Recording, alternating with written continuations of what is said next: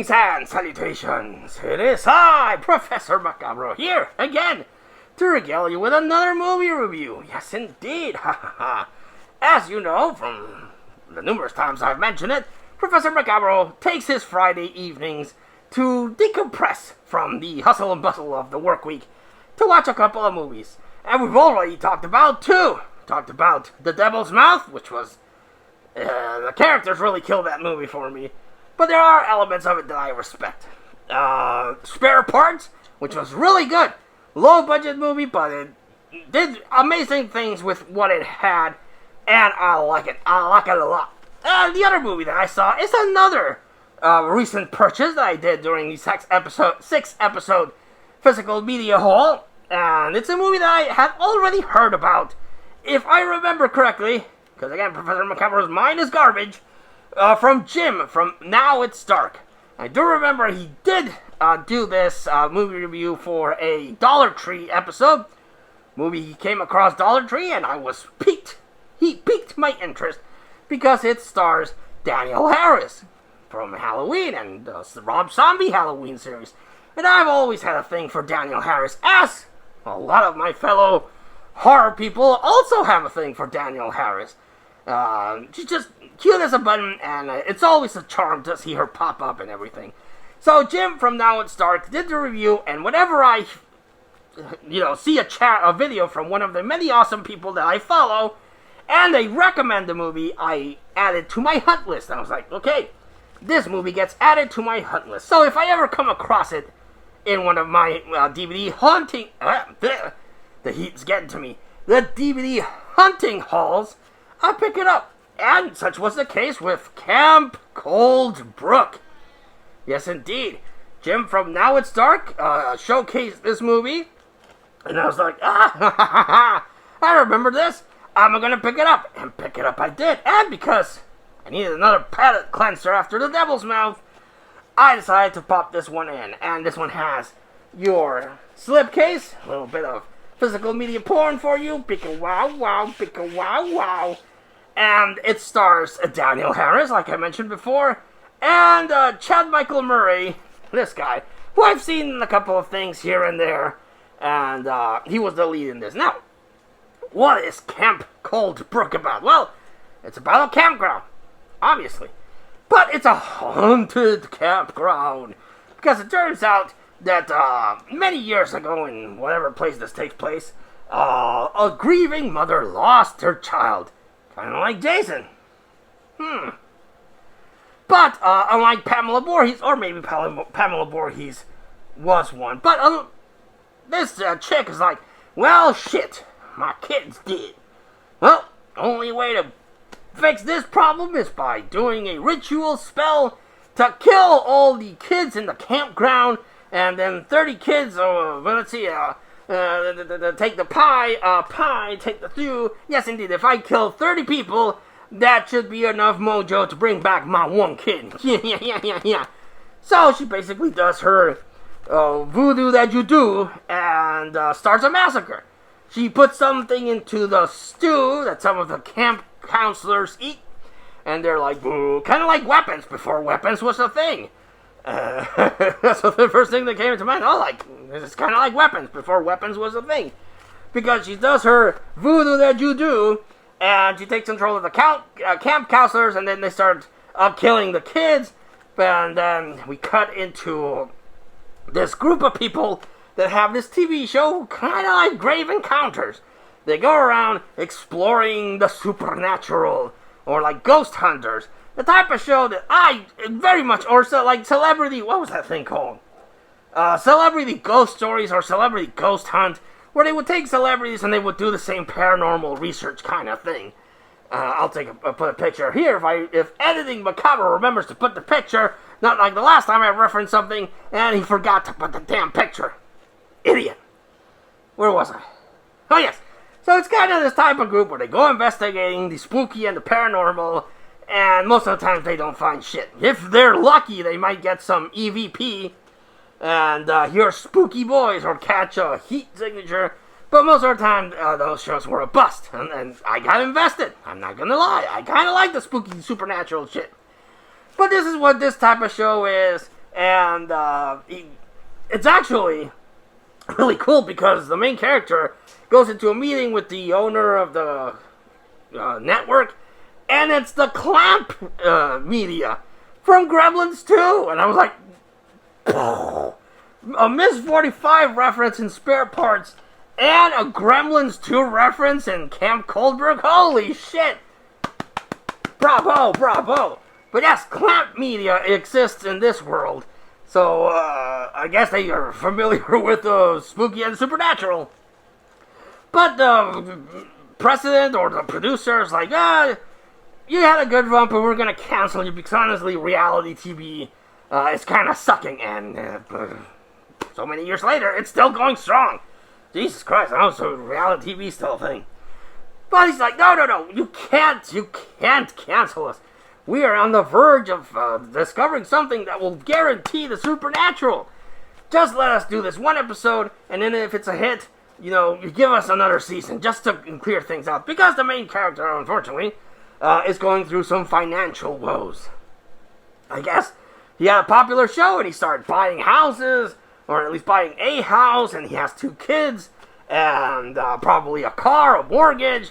So he was really banking on this show being a hit, and although people like it, it's not getting the ratings because, again, they never find jack shit. So the channel network producer, president, whatever, is like, sure, okay, give me one good episode, and we'll talk. So he's like, oh my god, now I gotta pull something out of my ass. So he goes to his team, it has the one guy that's a tech guy, sexy Daniel Harris, and this other chick. And the other chick's like, well, I know a place. It's called Camp Coldbrook, and a couple of years ago, 28 people died.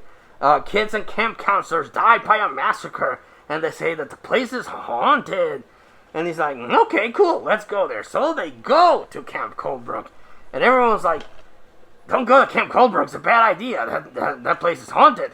You're all doomed, basically. They did have this really cool shot where the main guy is talking to this waitress, and he's like, well, hi there. Do you know that campground is really spooked? And she's like, well, let me tell you, sir. Yes, it is. I had a sister that she got done murdered in that place. Murdered good. Murdered until she died. And then they turn around and they can see the sheriff, but there's this ghastly lady looking there. And they kind of blink and she's gone. I was like, oh, good one. Another clap for you. Yes, indeed. So, they go there, and the sheriff's like, you're on your own, bitches. If you die, you die. Like Ivan Drago. If you die, you die. Peace out. And he bolts, and they're like setting up shop and everything, and you get to be introduced to the character somewhat.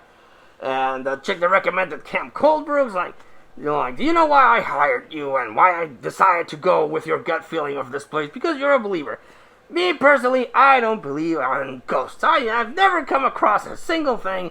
I don't believe in ghosts. But you believe in ghosts, and that gives this thing a little bit more legitimacy. Because we're all jaded, and you're the only true believer. And they start encountering spooky shit. Because, of course, spooky shit. And you got the tech guy being possessed, and then you got Daniel Harris looking at shadows and weird, freaky stuff in the monitors from the cameras that they got. Daniel Harris, I love Daniel Harris in this. But then again, I love Daniel Harris in everything she's in. Because she's a good actress, and she brings a lot to this project. So every time she was on screen, I was like, oh, Daniel Harris. Yes, indeed. And they started investigating, and they do a dumb thing. Because they start encountering these symbols that they're probably mentioning. Well, maybe this is the source of the power. Now, if you saw Deadstream, if you come across weird symbols, you got a 50-50 chance of it actually being the source of power. Usually, if you come across a circular pattern of symbols, it's usually to contain whatever's happening. So don't go around erasing, symbols willy-nilly. You might actually be releasing the evil into the world instead of getting rid of it. So don't be a dumbass. Don't touch them weird symbols. And they also encounter a book, which is a grimoire, which has all the spells. And of course, if you saw Evil Dead, don't go reading from an old book. Don't be an idiot. Common sense. But of course, these people don't seem to have that much common sense because they start messing around with the symbols and the book, and the muck starts to happen. But I'm with it. It has its spooky moments. There's this really effective moment with Danielle Harris is spooked because she saw something from the monitors that have the cameras, and she's walking with a camera, and she's like, whoop, nothing there. Whoop, nothing there. But she puts the camera like Fatal Frame, and I love Fatal Frame. If you played Fatal Frame on the PlayStation 2, it had also that kind of ghost gimmick where you didn't see anything, but once you popped up the camera, you could see the ghosties. I love that series. That's what they do here, because she doesn't see anything, but as soon as she pops up the camera picks up the ghost, and I'm like, another point for you, bravo, you get another clap, and then you get the big scare. And a big plus is it doesn't have any, music stingers. Everything just happens, and then, boo, loving it, really digging it. And then it's, unfortunately, the tech guy gets killed off, and I'm going to spoil this movie because it's an older movie, so sorry about that. Danielle Harris is like, we gotta get the fuck out of here, and unfortunately the one character you thought maybe was had something to do with the spooky shit turns out she did really have something to do with the spooky shit. And the main character also is an idiot. He's a goddamn idiot because apparently he grew up in this town. Because his mom is in the area, and then he gets a call from the guy's wife. He's like, oh, hi there. By the way, your son is in the area. And she's like, oh, for his show? And he's like, yeah, he's recording an episode. And she's like, oh, did he say where he was gonna record? And she's like, oh, I don't know, some cold something. Oh, shit, he went to Camp Cold Brook. Ah! So she goes to the sheriff, and he's racing to save the guy. Because remember, there were 28 sacrifices made out of the 30 that the lady needed. So 2 people went missing, and 2 more are needed to complete the spell, which, again, I'm no math major, but they killed the tech guy, so that's 29, and spoiler alert, they killed Danielle Harris, so that's 30. Wouldn't that complete the spell? Because you would think that it's the other 2 characters, but then they go around and give you a downer plot twist ending. So, I don't know. I am not a mathematician. And that's the only thing I was like, wait a minute. If you need 30 people and you already have 28, but you already took out Danielle Harris and the tech guy, that's your 30. That should complete your little voodoo that you do spell. What the hell do you need the other 2?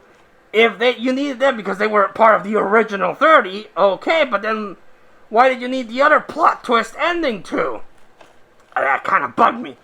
But I still recommend Camp Cold Brook. Really good movie, really atmospheric movie, really set up movie. Yes, it does seem very reminiscent of Grave Encounters. I actually do reference that whenever I come across a movie that has a similar setup. I always reference Grave Encounters. But this has its own style, and it's not all found footage, but it does the camera thing really cool. This is like a proper movie that just follows this group of people that go investigating where they shouldn't, and things go amok. But it has Danielle Harris, which is a point up. It has good spooky atmosphere, which is another point up, and it has a really cool downer ending, which doesn't make a lot of sense if you really think about it, but I like it. So that's 3 points in its favor. Yes, indeed. So I recommend it. I couldn't find it anywhere streaming. I only knew of it because of Jim from Now It's Dark, and because I came across it on DVD. But if you can find somewhere to watch Camp Cold Brook, definitely give it a watch if you're into that kind of spookiness. Highly recommend that. Have you seen Camp Cold Brook? Did you like it? Did you hate it? Let us know in the comments down below. But until I see you all again next time, this has been Professor Macabre thanking you and wishing you all, like always, a good evening.